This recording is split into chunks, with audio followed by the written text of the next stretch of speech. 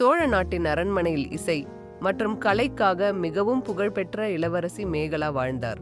அரசாங்கம் வளர்ச்சியடையும் நிலையில் இருந்த போதும் மன்னர் வீரசேகரனுக்கு ஒரு கவலை, தனது மகளுக்கு சரியான வரன் யாராக இருக்க முடியும் என்பது. ஒருநாள் மேகலா அரச மிதவண்டியில் சென்றபோது காடுகளில் பறக்கவிட்ட இறகுகளை சேகரிக்கிறார்.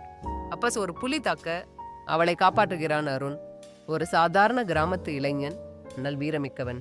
இளவரசிக்கும் அருணுக்கும் அந்த சந்திப்பு ஒரு நெருக்கத்தை உருவாக்கியது. அவரின் நேர்மை, தைரியம் மற்றும் இசையறிவு இளவரசியை கவர்ந்தது. அரண்மனைக்குள் வந்த அருண் ஒரு வீரராக பணியமர்த்தப்படுகிறார்.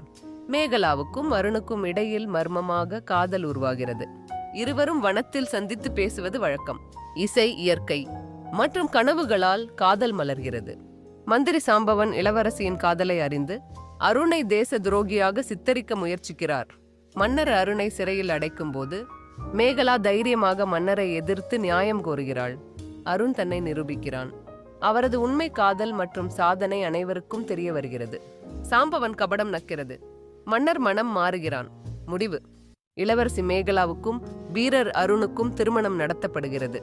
காதலும் நேர்மையும் ஒரு நாட்டு அரண்மனையில் சேரும் பொழுது அதுவே உண்மையான வெற்றி எனும் செய்தி பறைகொள்ளப்படுகிறது.